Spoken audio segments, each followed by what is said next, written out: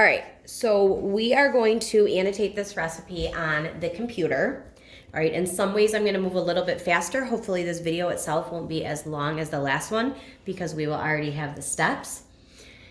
So I'm gonna keep my cheat sheet right next to my computer. If you are able to do that, like I said in the first video, do it. If you can't, just leave it up on your screen just like I have it and minimize it and go back and forth, okay? So the first recipe that we're going to look at is we're gonna look at a potato soup recipe, and both of the recipes that I chose to annotate for you in the demonstration is, they're both potato recipes because that's what we're doing this week. So as you're going through this and you look at that first recipe and you say like, hey, those loaded baked potatoes, they sounded really good. Let me make some appetizers for my family and maybe you can try it. All right, same thing with some of the other recipes that will be available to you. So, all right, so looking at this potato soup recipe, all right, again, we are gonna go through and we are going to, ideally, we're gonna use an orange and we are going to underline equipment needed. If you are annotating only on the computer and you are going to save it and give it back to me, it is going to be a little bit different. All right, where, I'm trying to get a little bit closer for you guys. All right, where I am going to have you do a couple things a little bit differently, hopefully.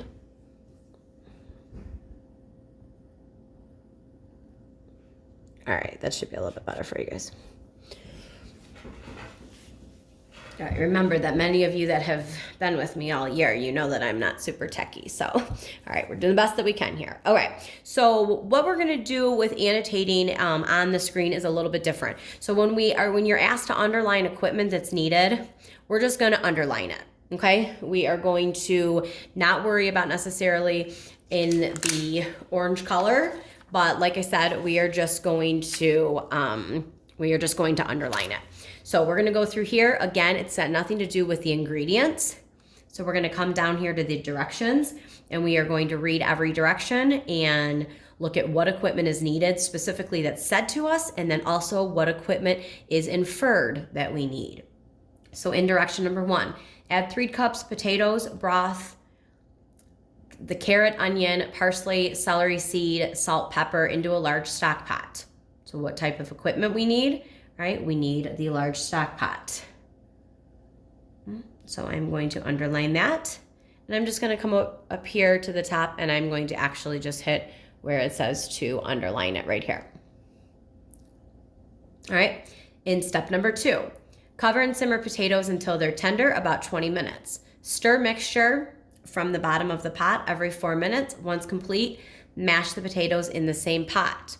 All right, so what exactly is going to be needed in order to stir the mixture? We would need either a mixing spoon or some type of tongs. So I'm gonna actually click right here because that's what's inferred, and I'm going to add mixing spoon.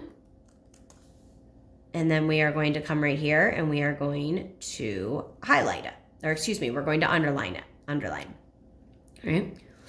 Once complete, mash the potatoes in the same pot, right?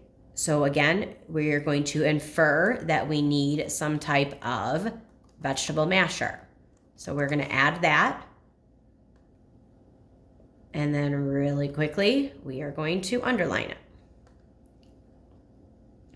Next in step 3, we're still looking for equipment. In a separate pot, add remaining potatoes, cover with water. All right, so if we have a separate pot, that means we need another stock pot, all right, or saucepan probably would work as well. Oh, excuse me, that was a mistake. I'm gonna back up because that was a mistake on what I wanted to do. I apologize. So we're gonna highlight it because we want to underline it. All right, and you're gonna make mistakes when you start to do this just like I am. Just make sure, go back, take your time when you're doing the first one this week, or the first 2 this week, excuse me, and just take your time. All right, so in the separate pot, we've underlined separate pot, add the remaining potatoes, cover with water. In order to cover something, what do we need? All right, we need a pan lid. So we're going to add that in, and then we are going to underline. All right, cover with a pan lid. Cover and simmer until potatoes are tender, approximately 20 minutes. Strain potatoes and put them into a hotel pan. So what are the two things that you need? You need a strainer. All right, you can use the word strainer. You could use colander here. Either one, Miss Adams or I would both perfectly accept those. So we're going to underline that. And then we are going to put it in a hotel pan, and we would underline that. All right. We're going to put the potatoes in a hotel pan and store for later use. Now, just a little tip, if you are deciding to make this recipe at home, this is a decently big recipe. We'll talk about the yield in just a second, but a hotel pan, you could use any baking dish that would be safe to go into the oven. All right. In step 4, looking for equipment, whisk flour and milk into a separate bowl until flour is dissolved. All right. In order to whisk something, what do we need? We actually need the whisk. So we are going to underline that.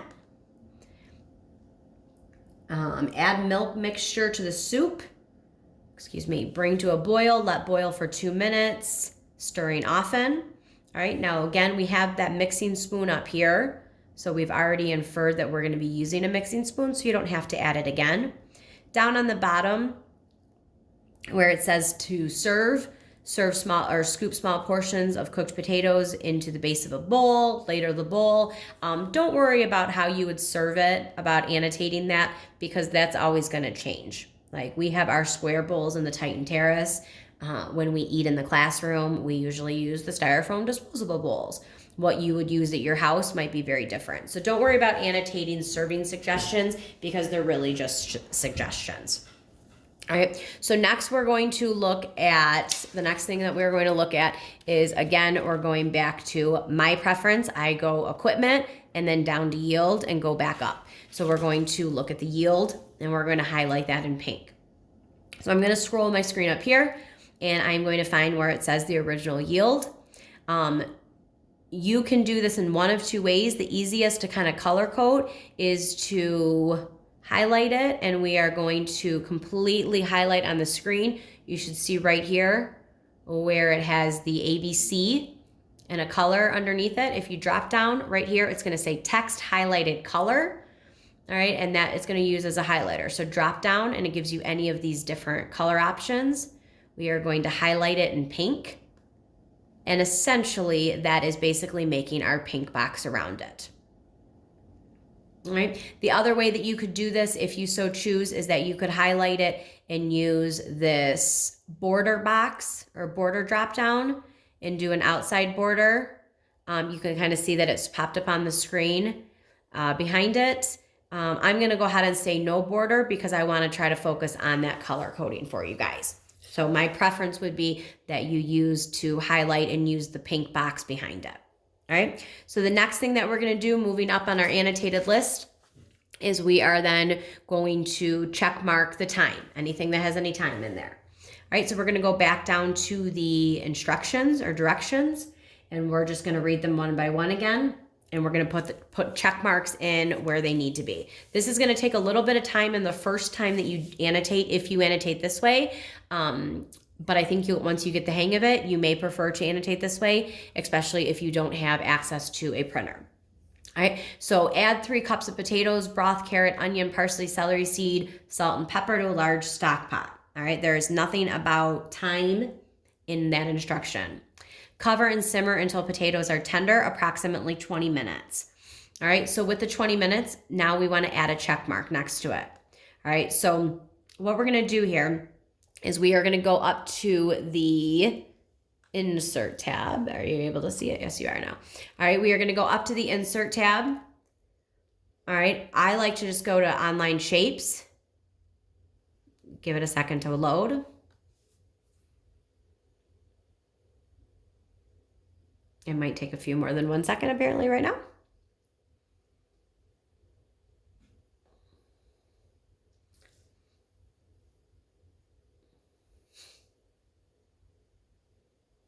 And technical difficulties. All right, so I'm going to try to exit out of it again and maybe just see if it'll go again. If I click it, oh, see, and it just popped up faster that time. So sometimes it just is a little ornery. All right, so I'm just going to put in the term check mark here and see what pops up. All right. Again, if we're staying as true to the original annotating notes on paper, then I'm going to use this black check mark. Now, watch when I go to insert it. It's going to be large. It's going to take up a bunch of the screen. I'm going to have to minimize it, so don't freak out if that happens. All right, so I'm going to insert it. And now what I want to do is I like to just go up here to the very top and just start hitting that down button. All right, and just making the height and the width, it'll automatically make the width smaller as well, as opposed to dragging the box and, you know, doing different things like that. All right, so once you add, oh, I'm gonna make it one bigger. Once you add the first check mark, what you can do that will be the easiest when we go through the rest of the temperature is to right click your check and copy it, and then you'll just be able to paste it. All right, and you guys know a bunch more tips and tricks and things than I do probably. So if you have a faster way to do it as well, by all means, you can do that. All right, so now I'm gonna keep reading. So again, we are check marking anything that has the time, right? Because we're right here in this step. So we're check marking anything that has time indicated. How long does it need to be in the oven? How long do we need to stir, excuse me. All right, so cover and simmer potatoes until they're tender, about 20 minutes, black check mark, awesome. Stir the mixture from the bottom of the pot about every 4 minutes. All right, right where that 4 minutes is indicated, I'm gonna come right there, and now I've copied that first check mark, so now I'm just gonna right click and I'm gonna hit this paste, and it's gonna drop in that new check mark. All right, once complete, mash your potatoes in the same pot. All right, in a separate bowl, or excuse me, in a separate pot, add remaining potatoes, cover the pan, cover with the water, cover and simmer until potatoes are tender, approximately 20 minutes. So that's another indicator of time. So I am going to right click and I am going to paste that. Perfect. And then go on to the next set of instructions. Strain potatoes into a hotel pan and store them for later use. All right, number 4 of instructions, whisk flour and milk in separate bowl until flour is dissolved. Nothing about time there. Number 5 is going to add milk mixture to soup, bring to a boil, let boil for about 2 minutes, stirring often. So we want to boil it for 2 minutes. So we are going to right click and drop in our check mark there. Perfect. And again, stirring often. The soup should look creamy and cheesy. All right, now when you scroll down, you'll see that again, 6 and 7 are going to be serving suggestions. So we don't really have to annotate any of those. Okay, now, so we have 2 things left that we have to do for annotating is we have to add in yellow stars for anywhere that it says temperature, and then we're gonna do the actions, okay? So for the yellow stars, we're gonna look at any temperature, and we are going to insert another picture in the same way. Now, when you look at this specific recipe, you're gonna typically, in that first recipe that we annotated, it said to bake at 400 degrees. All right, some recipes are going to give you what's gonna be an action and a temperature. And we learn more about that in Foods 2 and some of the very specific cooking methods and specific temperatures. But when you look here and it says to cover and simmer until potatoes are tender, simmering is indicated of a temperature. All right, if you put your pan of water and you put it on your oven, or excuse me, you put it on your stovetop and you turn the temperature all the way to high, or a 9 out of a 10 or a 10 out of a 10, that's gonna boil your water. It's not gonna simmer your water. So simmer is kind of it's an action as well as it can be used as a temperature. So for this recipe, we are going to annotate it and we are going to enter it as a temperature. All right, so we are going to use online pictures again. It popped up fast and I'm just going to put in star.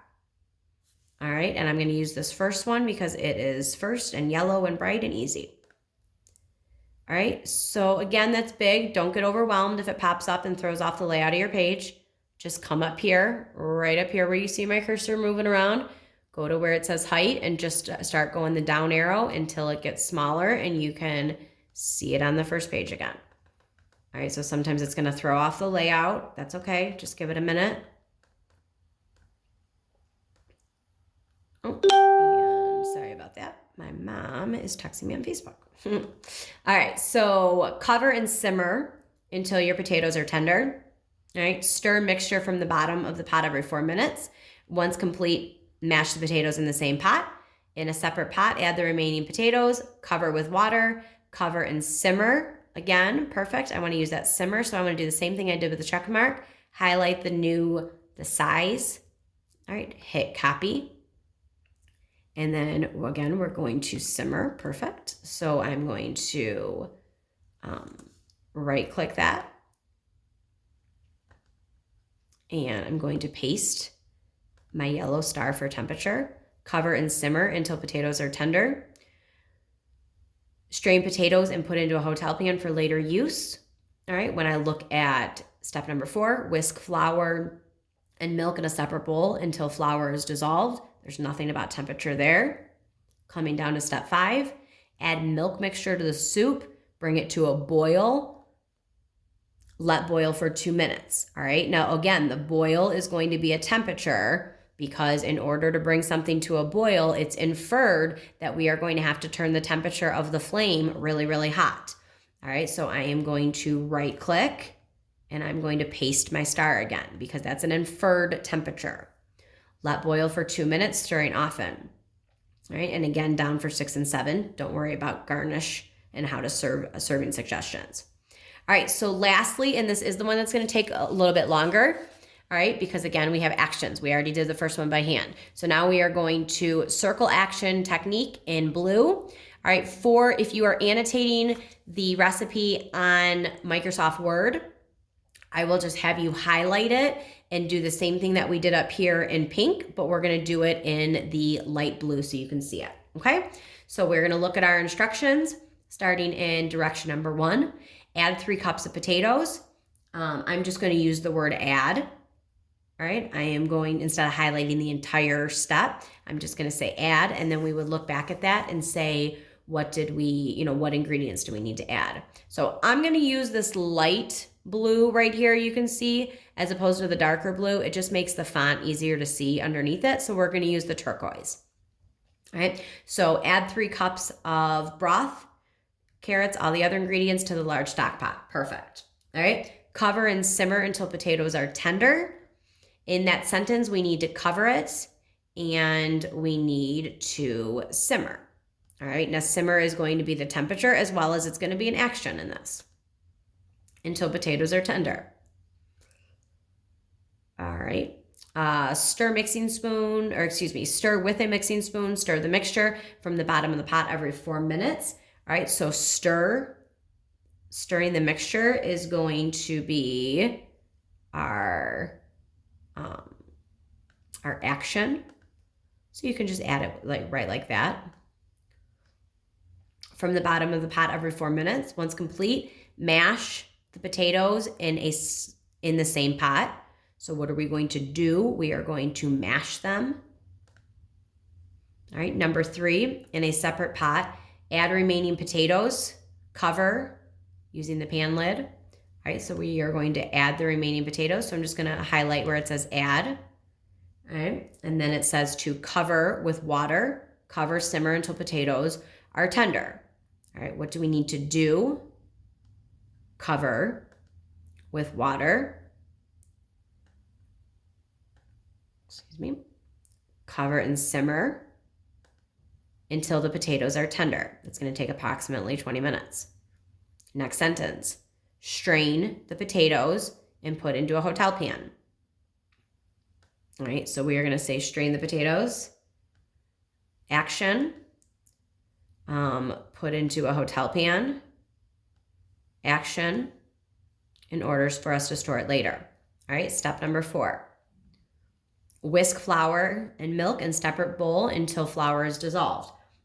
Now, we underlined the word whisk because it was a piece of equipment. So we underlined it in orange, or for the Word document, we just underlined it. But whisk is the name of the equipment as well as it's the physical action of what we do.